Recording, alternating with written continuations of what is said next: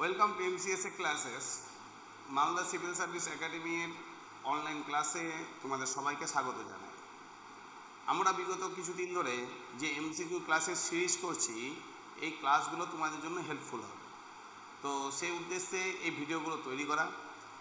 বর্তমানে আমরা বৈদিক যুগের উপরে ক্লাস করছি এবং এই বৈদিক যুগের এমসিকিউ ক্লাসগুলো করছি। বৈদিক যুগের উপরে ভিত্তি করে 3টে ভিডিও অলরেডি আমাদের কমপ্লিট হয়ে গেছে। এটা হচ্ছে আমাদের বৈদিক যুগের উপরে 4র্থ ভিডিও, ঠিক আছে? তো যাই হোক, বেশি কথা না বলে আমরা সরাসরি এমসিকিউ ক্লাসের দিকে এগোচ্ছি।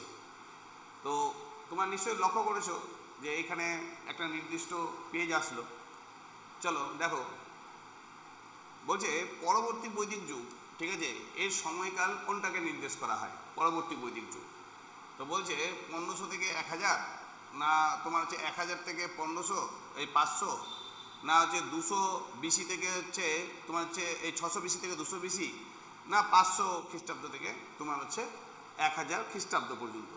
সবার প্রথমে তোমাদেরকে বলি, এখানে অ্যান্সার নিয়েছে 1500 থেকে 1000 BC, 1500 থেকে 1500 BC থেকে 1000 BC, ঠিক আছে, 1000 BC। কিন্তু অ্যাকুরেট উত্তর কিন্তু এটা নয়। অ্যাকুরেট উত্তর সম্বন্ধে আমি তোমাদেরকে বলে দিচ্ছি। মাথায় রাখবে, যদি তোমাদের বলে যে পূর্ববর্তী বৈদিক যুগ, পূর্ববর্তী বৈদিক যুগ, তো পূর্ববর্তী বৈদিক যুগ যদি বলে, তো সেটা হবে কত? সেটা হবে পূর্ববর্তী বৈদিক যুগ, ঠিক আছে, সেটা হবে কত? সেটা হবে তোমার হচ্ছে প্রায় 1250 BC থেকে তোমার হচ্ছে 1000 BC। আর পরবর্তী বৈদিক যুগ যদি বলে,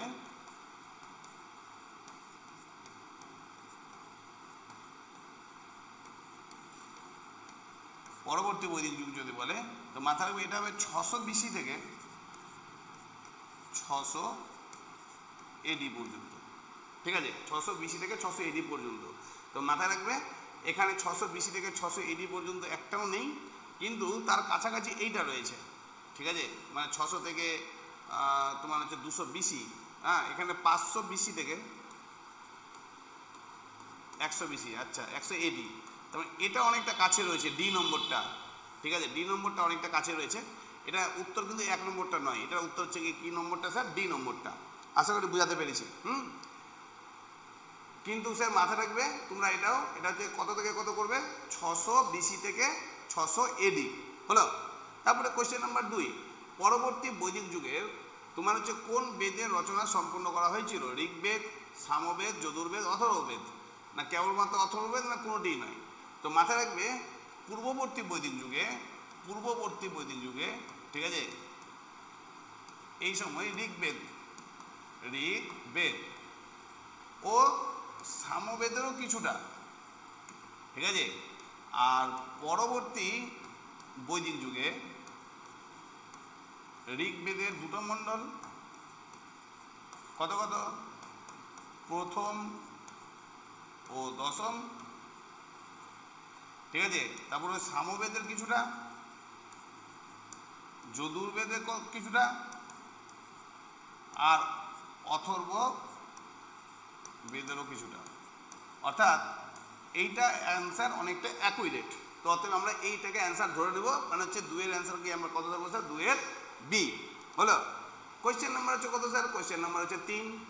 কোয়েশ্চেন নাম্বার 3-এ কি বলছে দেখো, বলছে পরবর্তী বৈদিক যুগে, ঠিক আছে, প্রধান সামাজিক ব্যবস্থা কি ছিল? জাতিভিত্তিক সমাজ, না বর্ণ ব্যবস্থা, না গোত্র ব্যবস্থা, না কোনোটিই নয়? তো পরবর্তী বৈদিক যুগে তোমার হচ্ছে কি স্যার? পরবর্তী বৈদিক যুগে বর্ণ ব্যবস্থা 4টা ভাগে ভাগ হয়ে গেছিল, 4টি, এবং এটা বংশ পরম্পরায় চলে আসে, বংশ পরম্পরা। এর আগেরটাতে আমরা 3টা শুনেছিলাম, পরে ভেবেছিলাম যে শূদ্রটা পরবর্তী বৈদিক যুগে আসে, এবং এই পরবর্তী বৈদিক যুগে 4টাই চলে আসে। 4টাকে কি স্যার? ব্রাহ্মণ, ক্ষত্রিয়, বৈশ্য ও শূদ্র। এবং এই যে তোমার হচ্ছে এটা বংশ পরম্পরায় চলে আসে, বলে গিয়ে শুরু হয় গিয়ে কি স্যার? বিদ্বেষ বা ঝামেলা। এবং এই ঝামেলার পরিপ্রেক্ষিতেই তোমার হচ্ছে প্রতিবাদী আন্দোলন তৈরি হয়। প্রতিবাদী আন্দোলন তৈরি হয় এবং সেই সময় আমরা সবাই জানি প্রায় 63টা ধর্ম তৈরি হয়েছিল। কটা ধর্ম তৈরি হয়েছিল? 63টা ধর্ম তৈরি হয়েছিল। তাহলে স্যার এই বর্ণ ব্যবস্থা, এটা অ্যান্সার হবে, মানে 3-এর অ্যান্সার হবে কি স্যার? 3-এর বি। 3-এর পর দেখো 4-এর কি বলছে? বলছে পুরুষ সূক্ত কোন বেদে উল্লেখিত রয়েছে?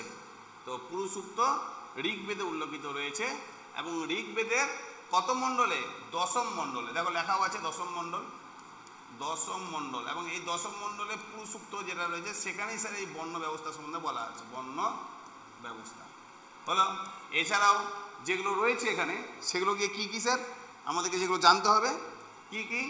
প্রথম যেটা হচ্ছে কি স্যার? সামবেদ। সামবেদ হচ্ছে কি? দেবতার উদ্দেশ্যে মন্ত্র।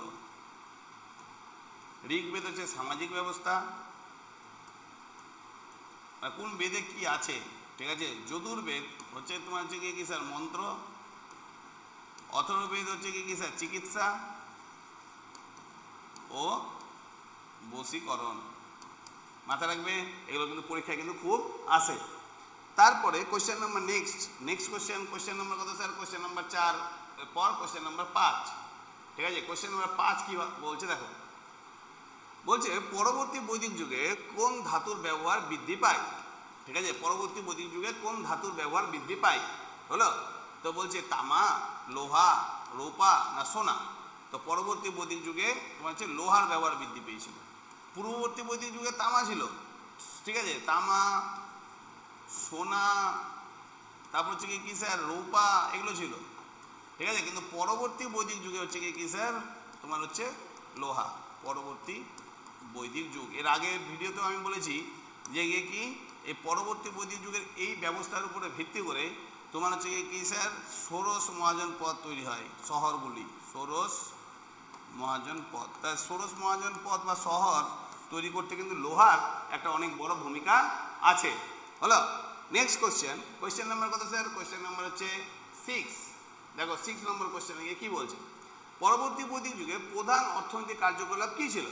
বাণিজ্য, কৃষি, পশুপালন, শিল্প না মৎস্য শিকার? অলরেডি আমি আগেই তোমাকে বলেছি কৃষি এবং পশুপালন। পূর্ববর্তী বৈদিক যুগে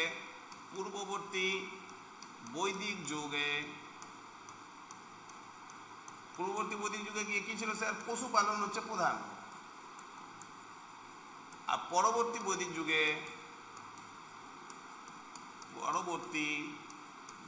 যুগে তোমার হচ্ছে কি পশুপালনের পর অর্থাৎ কৃষি প্রধান হয়ে যায় এবং তারপরে থাকে হচ্ছে কি স্যার? পশুপালন। অতএব গিয়ে কি স্যার? অ্যান্সার গিয়ে কী হবে স্যার? এইটা কৃষি এবং পশুপালন, কৃষি এবং পশুপালন। ক্লিয়ার? তারপর নেক্সট কোশ্চেন নাম্বার কত sir? Question number 7। Question number 7-এ কি বলছে দেখো, বলছে পরবর্তী বৈদিক যুগে কোন শস্যের তোমার হচ্ছে চাষ প্রাধান্য পায়? তো মাথায় রাখবে সেটা হচ্ছে ধান। এটা মাথায় রাখবে। কেন স্যার? অলরেডি ধান এখন আস্তে আস্তে গুরুত্ব বাড়ছে, সবাই জানো। আচ্ছা কি স্যার? যদি পূর্ববর্তী বৈদিক যুগের প্রধান যদি বলো তাহলে হচ্ছে কি স্যার? জব, অলরেডি আগের ভিডিওতে পড়েছো। তারপরে গিয়ে কি স্যার? গম। আর স্যার পরবর্তী বৈদিক যুগে লোহার আবিষ্কারের কারণে প্রাধান্য পায়, যেটা তার নাম হচ্ছে কি স্যার? ধান। কি প্রাধান্য পায়? ধান প্রাধান্য পায়। আশা করি বোঝাতে পেরেছি। তারপর নেক্সট কোশ্চেন নাম্বার কত স্যার? কোশ্চেন নাম্বার হচ্ছে 8 নম্বর গিয়ে কি বলছে? পরবর্তী বৈদিক যুগে রাজনৈতিক ব্যবস্থা কারা পরিচালিত করছে? গণতন্ত্রের মাধ্যমে, রাজতন্ত্র না অভিজাততন্ত্র না সামন্ততন্ত্র? তো মাথায় রাখবে রাজতন্ত্র। এবং এই রাজতন্ত্র যারা চালাতো তারা হচ্ছে কি স্যার? ক্ষত্রিয়রা, রাজা নাম যাদেরকে আমরা বললাম, বা পরবর্তী বৈদিক যুগে এদেরকে কী বলা হলো স্যার? সম্রাট। ঠিক আছে, এরাই চালাতো এবং এদেরকে পরিচালনা করতো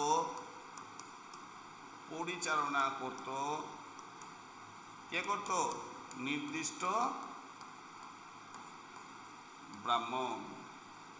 যেমন হচ্ছে কি স্যার? চন্দ্রগুপ্ত মৌর্যের সময় কে ছিল স্যার? তোমার হচ্ছে কৌটিল্য, তিনি একজন ব্রাহ্মণ ছিলেন, কি ঠিক না? তিনি পরিচালনা করতেন। তাহলে 8-এর অ্যান্সারকে কী হলো স্যার? 8-এর বি হলো। 8-এর পর কত স্যার? 9। 9 নম্বর কোশ্চেনে গিয়ে কি বলছে দেখো, বলছে পরবর্তী বৈদিক যুগে কোন যজ্ঞটি রাজার ক্ষমতা বৃদ্ধির জন্য ব্যবহার করা হতো? অশ্বমেধ, বাজপেয়, রাজশয় না হচ্ছে সবগুলি? তো অ্যান্সারকে কী হবে স্যার? সবগুলি। ঠিক আছে, অ্যান্সারকে কী হবে? সবগুলি। মাথায় রাখবে এই যে অশ্বমেধ যজ্ঞ, এটা হচ্ছে কি স্যার? সাম্রাজ্য বিস্তারের যজ্ঞ, সাম্রাজ্য বিস্তার। তারপরে বাজপেয়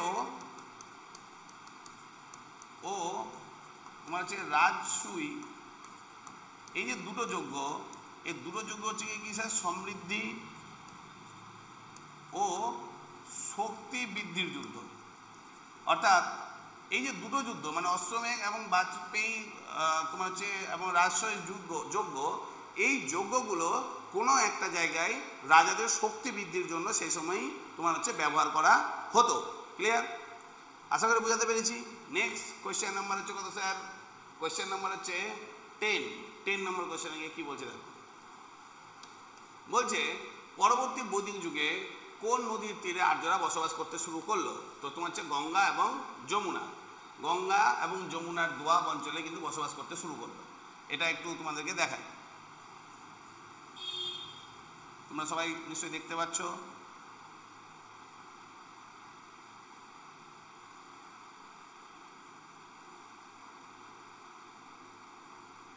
এভাবে ভারতের মানচিত্র মোটামুটি আছে।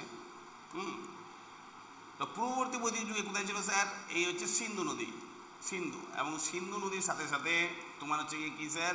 এই যে বিস্তীর্ণ তোমার হচ্ছে সরস্বতী নদী। ঠিক আছে, তাহলে স্যার পূর্ববর্তী বৈদিক যুগ, পূর্ববর্তী বৈদিক যুগ, তাহলে এই সময়কার প্রভিডেন্ট নদী হচ্ছে কি? তাহলে হচ্ছে কি স্যার? সরস্বতী, আমি আগেই বলেছি, ও সিন্ধু।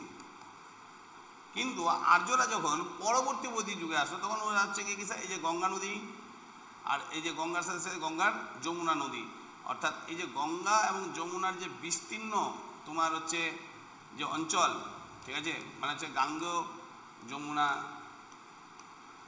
গাঙ্গেয় যমুনা দোয়াব অঞ্চল, এই অঞ্চলে তোমার হচ্ছে কি স্যার? কি পরবর্তী বৈদিক যুগ হয়। এবং এর উদাহরণ হচ্ছে কি স্যার? তোমার হচ্ছে ষোড়শ মহাজন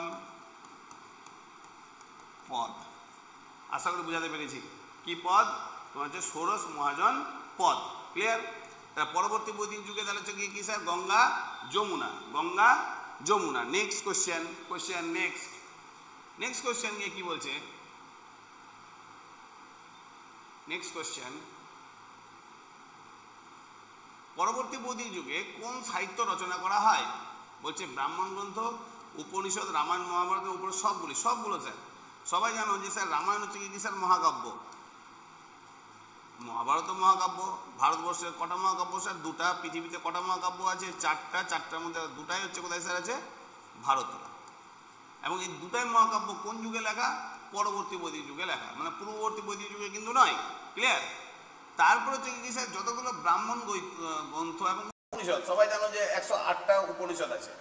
তো এগুলো সবগুলো ঠিক আছে পরবর্তী বৈদিক যুগে লেখা। দেখো, ব্রাহ্মণ গ্রন্থ, আরণ্যক, উপনিষদ, মহাকাব্য সবগুলো রচনা। তাহলে স্যার ব্রাহ্মণ গ্রন্থ,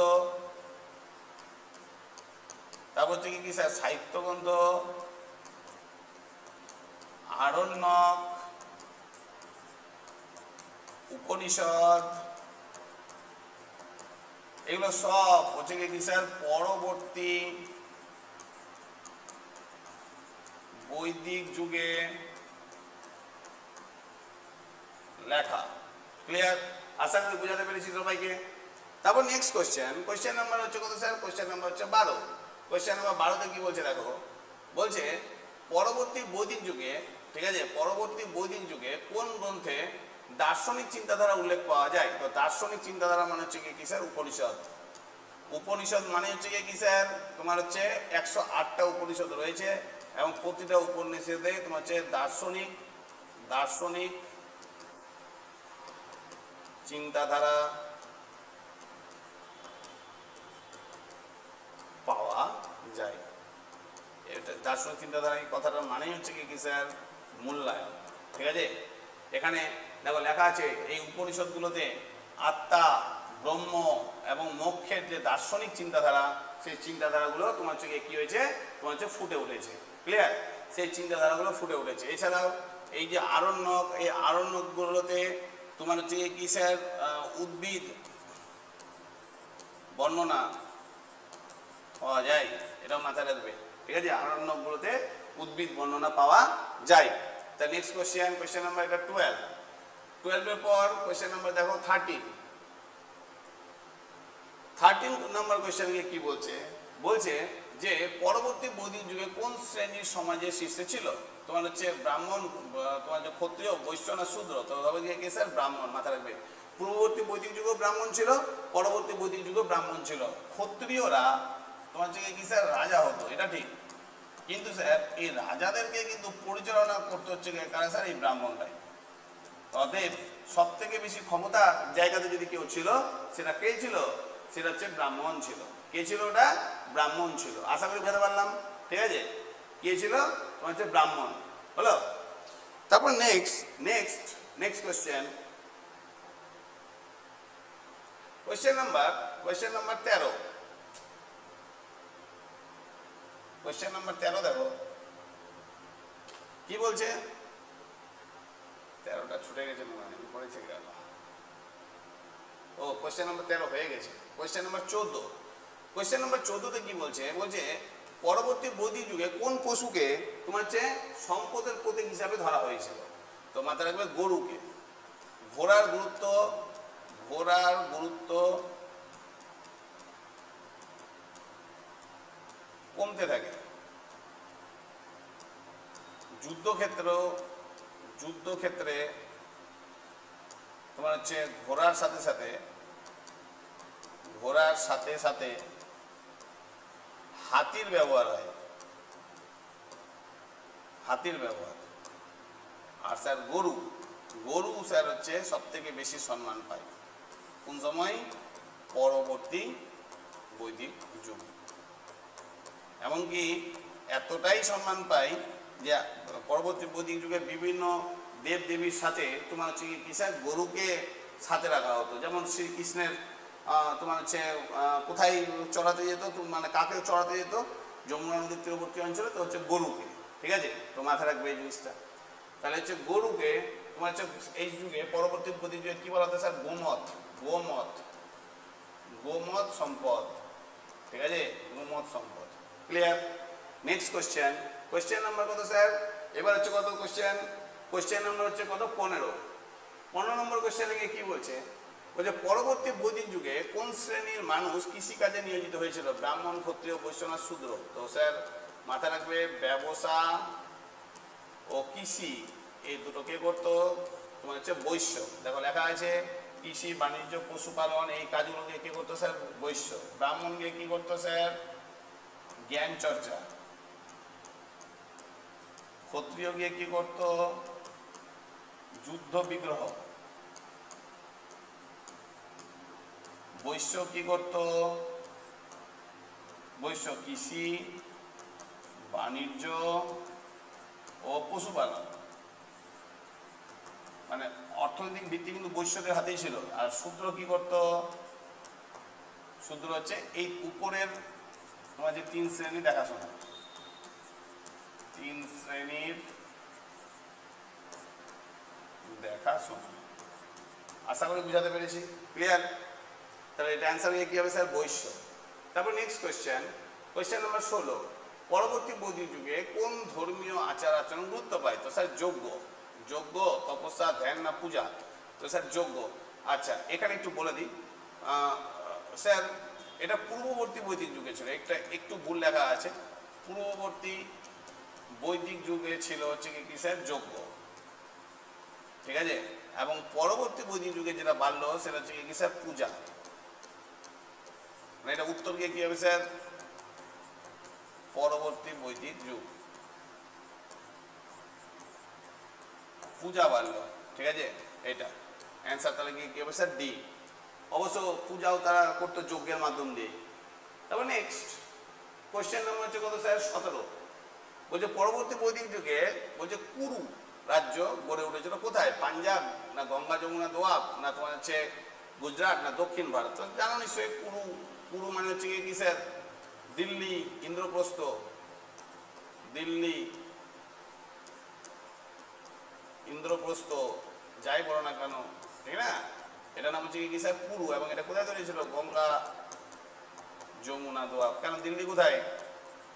দিল্লি হচ্ছে কোথায়? তোমার হচ্ছে যমুনা নদীর তীরবর্তী অঞ্চলে। তা কুরু একটা সেই সময়কার হচ্ছে কি স্যার শক্তিশালী রাজ্য ছিল। এবং এটা কোন নদীর তীরে? যমুনা গঙ্গা নদীর তীরে, গঙ্গা দোয়াবে। Clear? Next question. Question number কত স্যার? কোশ্চেন নম্বর হচ্ছে 18 নম্বর কোশ্চেন কি বলছে? পরবর্তী বৈদিক যুগে কোন গ্রন্থে যজ্ঞের বিবরণ পাওয়া যায়? তোমার হচ্ছে যজ্ঞ কি ধরনের হবে? উপনিষদ না ব্রাহ্মণ গ্রন্থ না তোমার হচ্ছে আরণ্যক না সংহিতা? তো উপনিষদ হচ্ছে দার্শনিক। আচ্ছা, ব্রাহ্মণ গ্রন্থ হচ্ছে কি স্যার? যজ্ঞ। তোমার উত্তর বুঝতে পারছো, ব্রাহ্মণ গ্রন্থই হবে।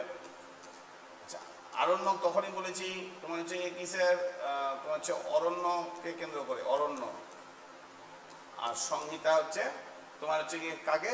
তোমার হচ্ছে যোগসূত্রকে কাজে লাগিয়ে, যোগসূত্রকে কাজে লাগিয়ে হচ্ছে কি স্যার? সংহিতা। তো ব্রাহ্মণ গ্রন্থে লেখা আছে যজ্ঞের বিভিন্ন পদ্ধতি এবং তাৎপর্য বর্ণিত করা রয়েছে। তাহলে অ্যান্সার কি হবে স্যার? 18 হচ্ছে বি। তারপর নেক্সট কোশ্চেন, 18 পর হচ্ছে কি স্যার? 19 নম্বর কোশ্চেনটা কি বলছে? পরবর্তী বৈদিক যুগে কোন নারী বিদুষী ছিলেন? গার্গী, সীতা না দ্রৌপদী না কুন্তী? আচ্ছা, কুন্তী তো মহাভারতের পঞ্চ পাণ্ডবের মাতা। দ্রৌপদী পঞ্চ পাণ্ডবের স্ত্রী। সীতা তো হচ্ছে রামের স্ত্রী। তো ইনারা মানে এগুলো যতগুলো চরিত্র এগুলো হচ্ছে মহাকাব্যের চরিত্র, মহাকাব্যের চরিত্র, ঠিক আছে? এবং জ্ঞানের দিক থেকে এগুলো চরিত্র, কিন্তু জ্ঞানের দিক থেকে কি ছিল স্যার? গার্গী। দেখো লেখা আছে দুইজন নাম লেখা আছে, একটা গার্গী একটা হচ্ছে লোপামুদ্রা। এরা দুজন হচ্ছে কি স্যার? পরবর্তী বৈদিক যুগের বিদুষী নারী। Clear? Next question. Question number হচ্ছে কত স্যার? 20 নম্বর কোশ্চেন কি বলছে? পরবর্তী বৈদিক যুগে কোন শব্দ দিয়ে সম্পদ বোঝা হতো? ঠিক আছে, গোমত, ধন না বিপাশা না রাজা? তো স্যার গোমত। গোমত মানে হচ্ছে কি স্যার? গরু। যার কাছে যত বেশি তোমার যার কাছে যত বেশি তোমার যে গরু হবে, ঠিক আছে, সে তত বেশি ধনীশালী হবে আর কি। হ্যাঁ, তো গরুর যারা মালিকানা থাকতো তাদেরকে কি বলা হতো স্যার? গোমত বলা হতো। ঠিক আছে, গরুর মালিকানাদেরকে কি বলা হতো? গোমত বলা হতো। Next question. কোশ্চেন নাম্বার হচ্ছে কত স্যার? কোশ্চেন নাম্বার হচ্ছে 21 নম্বর কোশ্চেন কি বলছে? বলছে পরবর্তী বৈদিক যুগে তোমার যে কোন রাজার পদবী ছিল সম্রাট? রাজা না তোমার হচ্ছে অধিরাজ না একরাট না তোমার সবগুলি? তো সবগুলি হবে স্যার। রাজা, অধিরাজ, একরাট এগুলো তো সব হচ্ছে কি স্যার? তোমার হচ্ছে পদবী, ঠিক না? এবং এই পদবীগুলো আলটিমেটলি উপরে ঊর্ধ্বে যে পদবী তার নাম হচ্ছে সম্রাট। যেমন সম্রাট অশোক। তাহলে এই যে সম্রাট উপাধি, সেই উপাধিটা গুরুত্বপূর্ণ হয়ে ওঠে কোন সময়? পরবর্তী বৈদিক যুগে। পরবর্তী বৈদিক যুগে যে তোমার হচ্ছে উপাধি, ঠিক আছে, উপাধি তোমার হচ্ছে গুরুত্বপূর্ণ হয়। তো কি কি? এটা হচ্ছে রাজা, তারপর হচ্ছে সম্রাট, অধিরাজ, রাজাধিরাজ, একরাট, মহারাজ, মহারাজা, ধীরাজ। তো এগুলো যতগুলো রয়েছে এগুলো হচ্ছে সব হচ্ছে কি স্যার? পরবর্তী বৈদিক যুগে। তাহলে স্যার এগুলো হচ্ছে উত্তর কি হবে? সবগুলি। Next question. কোশ্চেন নাম্বার কত স্যার? কোশ্চেন নাম্বার হচ্ছে 22 কি বলছে দেখো। বলছে পরবর্তী বৈদিক যুগে কোন গ্রন্থে রাজনৈতিক তথ্যের কথা বলা রয়েছে? অথর্ববেদ না শতপথ ব্রাহ্মণ না ঋগ্বেদ না উপনিষদ? উপনিষদ তো দর্শন, অলরেডি আগে বলেছি ঋগ্বেদ হচ্ছে সমাজ ব্যবস্থা, শতপথ ব্রাহ্মণে লেখা রয়েছে কি স্যার তোমার হচ্ছে রাজনৈতিক তত্ত্ব, রাজনৈতিক তত্ত্ব, এটা নতুন, এটা মনে রাখবে সবাই। আর অথর্ববেদ আমি আগে বলেছি তোমার হচ্ছে কি চিকিৎসা ও তোমার হচ্ছে বশীকরণ, ঠিক আছে। তাহলে এই শতপথ ব্রাহ্মণ যেটা সেখানে রাজনৈতিক এবং সামাজিক বিষয় নিয়ে তোমার হচ্ছে বর্ণনা পাওয়া যায়। শতপথ ব্রাহ্মণ নিয়ে তাহলে হচ্ছে একটা হচ্ছে সামাজিক আর একটা হচ্ছে রাজনৈতিক বিষয় সম্বন্ধে জানা চাই। Clear? Next question, question number কত স্যার? কোয়েশ্চেন নাম্বার হচ্ছে তোমার হচ্ছে 23 নম্বর কোয়েশ্চেন গিয়ে কি বলছে, বলছে পরবর্তী বৈদিক যুগে বলছে কোন ধর্মীয় বিশ্বাস গুরুত্ব পায়? বহু দেবতাবাদ, একেশ্বরবাদ, না হচ্ছে তোমার হচ্ছে নিরশ্বরবাদ, না পুনর্জন্ম? স্যার পুনর্জন্ম এই কনসেপ্টটা তখন হচ্ছে কি স্যার এটা ধর্মীয় বিশ্বাস হিসাবে আসে, ধর্মীয় বিশ্বাস।